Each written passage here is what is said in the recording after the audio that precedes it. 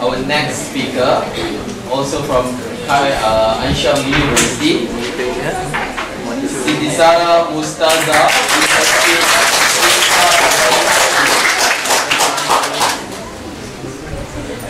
In the name of Allah, the most gracious, the most merciful, Assalamu alaikum wa rahmatullahi wa barakatuh, and a very good evening. I meet Mr. Speaker, the honorable educators, the precise timekeeper, and last but not least, ladies and gentlemen.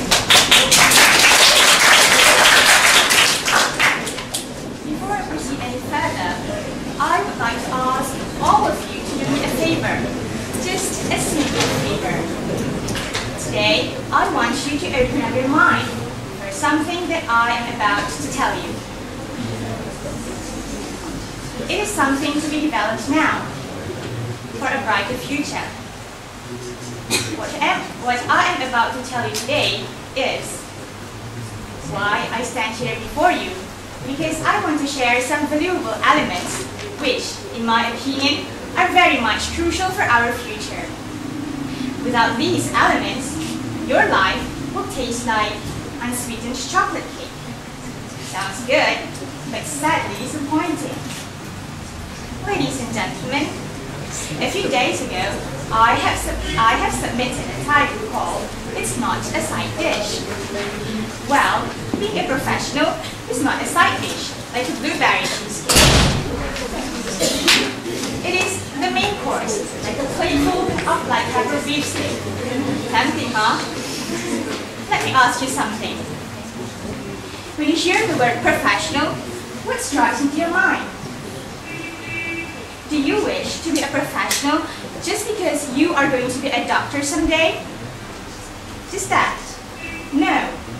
Please correct your thoughts and keep this in mind. No matter in what profession you are, always aim to be professional. And remember this: progress is the activity of today and the assurance of tomorrow. Quoted by Ralph Waldo Emerson.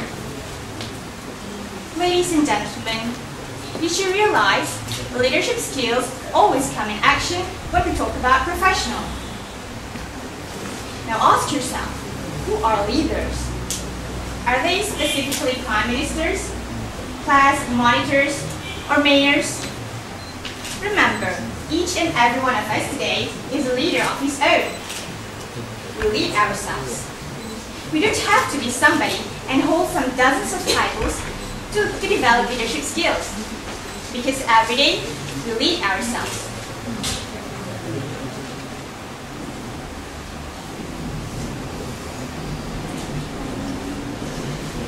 Therefore, without realizing, we have the essential skills buried deep within ourselves. All we need to do is dig them out and sprinkle some self-esteem. It is not that hard to develop your self-esteem anyway.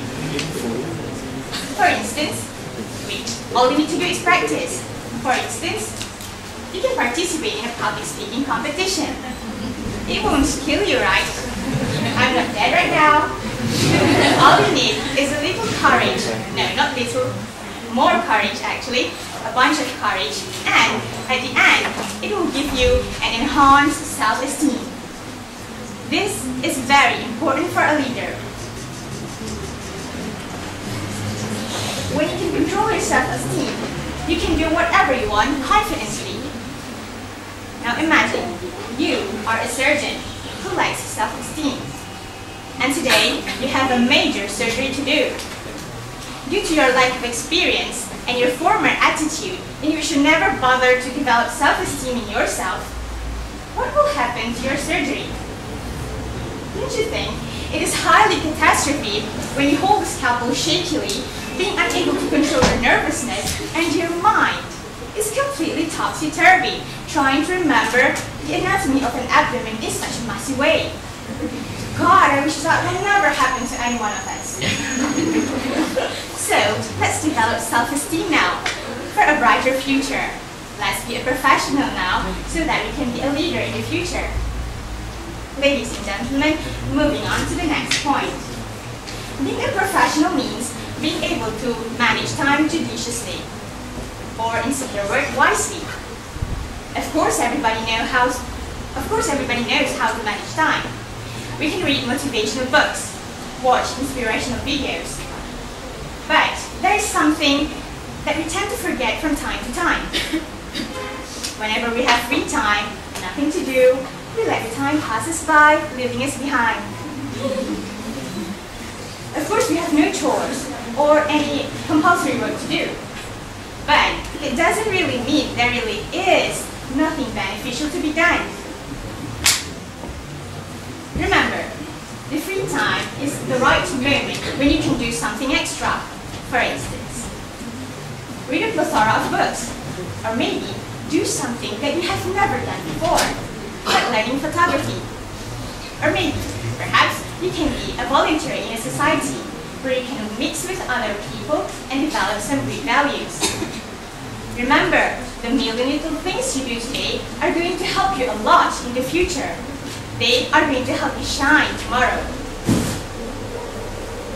By managing our time properly and wisely, we tend to know our priorities, and we can differentiate our work according to their importance.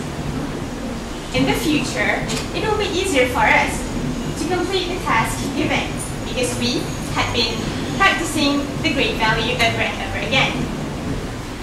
In addition, good time management leads to proper emotional management. You do the right thing at the right time. All your chores were done precisely. So, there will be no much pressure on you, right? So, let's be a pro today so that tomorrow you will be a well-organized leader. If yesterday you were such a mess, don't worry. God gave you another day to do the right thing. So start it now. Ladies and gentlemen, did you know that giving is better than receiving? Giving starts the receiving process. We always say that a giving hand is much better than a receiving one. Well, it is completely true. When we were little, we kept on receiving things from others. We rarely gave anything to anyone. Now it is time for us to change. Because when you give, you are bound to receive. Giving doesn't necessarily mean in a material way. For instance, you can help a friend to lighten his burden. You can give some words of comfort to a sad person. Or maybe you can write a useful article for others to read. Why bother giving so much anyway? What's the importance of doing so? Can we be a professional by doing so? Let me tell you. All the efforts we made and all the challenges we went through to give something to others are going to help us gain some valuable experiences. And these experiences are going to help us a lot in the future. Because people say experience is the best teacher. By giving and sacrificing for others, we tend to be a better person. Besides, when you become a leader someday, you need to give more than what you get. Ladies and gentlemen, have you ever heard the saying, have you ever heard the saying, work for your world as if you'll live forever, and work for your hereafter as if you'll die today? It is quoted by Ibn Asakir. The key point in developing professionalism within ourselves is to have vision. A great person must put on target on everything he does. Therefore, when he does something, he'll do it with full commitment to achieve the goal. Today, we put on targets on our study. We want to pass the exams with flying colors, and because we had made plans for our future. We visualize what we want to achieve and be in the future. Anyway, why did we set some goals and make plans? They're all because we want tomorrow to be better than yesterday. So do have visions and keep on doing so. For us to be a better person, a professional, a leader in the future. Because a great leader sees the invisible feels the intangible, and achieves the impossible.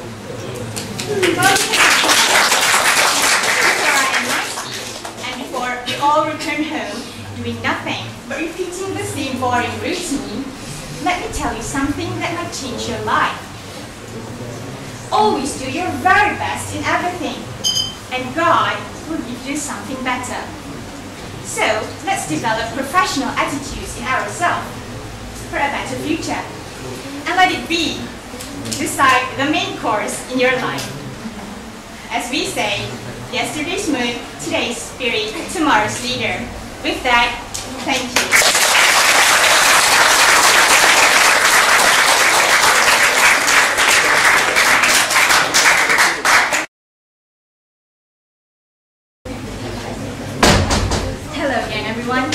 It's me again. Now, I'm not going to talk about a plate full of black pepper beef steak. As usual. In the name of Allah, the most gracious, the most merciful. Assalamu alaikum wa rahmatullahi wa barakatuh. And a very good evening to Mr. Speaker, sir, the honorable educators, the precise timekeeper, and last but not least, ladies and gentlemen. Superpower. Well, I feel like I'm one of the Powerpuff Girls right now. I wish I had a superpower that can make me strong, so I can protect everyone from disasters, nuclear power plants, from tsunamis, not revolution of course. Or, I wish I can have a superpower which can make me very rich, so I can give money to all the poor people and help my country to gain many things from the money, like buying military things to protect our country. But I didn't choose those superpowers. You know why? Because even without superpower, we can gain those things, right? Don't you think? Yes. And the superpower that I choose to have, if I was asked to pick one, I would choose a superpower which can make me control your heart, each and every heart of yours, so that everyone can see everything with their heart, not with their eyes, blindly. You see what happened nowadays? We have eyes. We all have eyes. Me, 4 eyes. But we don't really look at something with our heart. That is very pathetic, right? Now look at the world today. What happened? Everybody has eyes. Every leader has eyes. Every leader has eyes. But we keep on struggling to live. We keep on quarreling with each other. There are still poor people. There are still bad people. So what?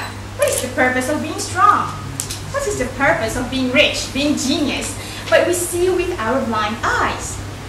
So the superpower that I picked today is that I can control your heart so that you can see with your heart. Why? Because when we see with our eyes, everything will be back to basics. We will look at something and we will think of God. Do you agree? Yes. Let me tell you a story.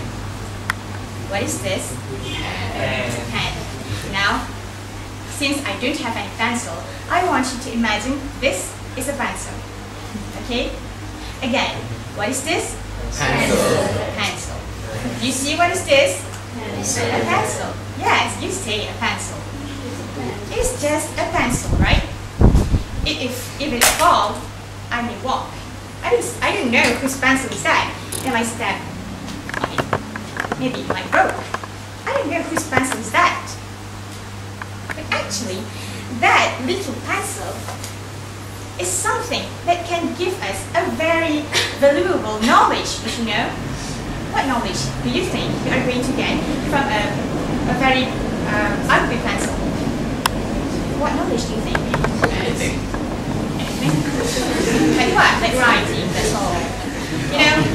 when we are going to an exam, we really need these things. After the examiner say, okay, time's up, throw it away. That's all. That's all we get from a pencil.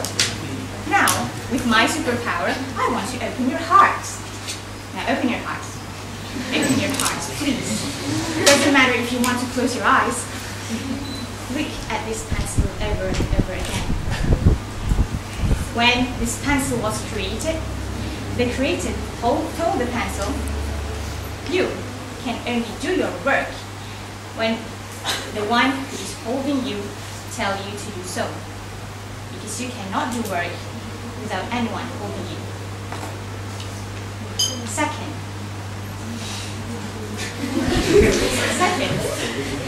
you will undergo painful sharpening throughout your lives so that you can write better things and give benefits to others. Now, replace yourself with a pencil. You can do great things when you let yourself be in the hand of God, right? You give everything to God. God, lead me to the right way. God, give me peaceful heart. And you can be a better person. You can be a great person. Second, you will undergo painful sharpening too. Not sharpening, I mean painful experiences. In life, of course. So, when we undergo painful experiences, we tend to be a better person, right? Even a great person, even leaders, of course. If a leader look at pencil as a pencil, of course, this is what happens to the world today. Do you agree? Yes. Look at the time. Now this is just a pencil. Everywhere around us, we have so many things. Look at them with your heart. So tonight, if I really have the superpower, I want to open your heart, my heart too, and the leader's heart, of course. Please, people, look with your heart, not with your blind eyes. Okay, I'm saying this not because I want to win this competition, because I really, really, truly, honestly want you people to change the world with opening your hearts. With that, thank you. Quick short. Okay, first of all, you've got really quick smiles, so that's very good, and you've got quick gestures as well. And I think that's what keeps people focused on you and listening to you all the way, because you have this talent to communicate, and you're very interactable with the audience, which is very good, and you're very comfortable. And the quality of your first speech, the prepared one and the impromptu one, was equally good. So it seems really natural. And your accent is also charming, so that's a bonus point. Your speech was more, the impromptu one, was more of a counseling. You gave good points. You gave lots of metaphors and quotes, but is it okay next time if you use more facts and more evidence to make it more realistic rather than just a counseling session between the speaker and the audience and all that, right? And your impromptu was good as well. You were very wide. First you wanted to protect, then you talked about rich, and then in the end you came to controlling hearts, which was a good thing. But again, more focus on facts, because you gave lots of encouraging words, and you wanted people to follow or to go according to what you think. But maybe next time more facts, more evidence and all that. But and next time speak a little bit faster maybe, because you could say it seems that you have lots to say, but with little time. And next time just spice it up a little bit, that's all. But you're very good.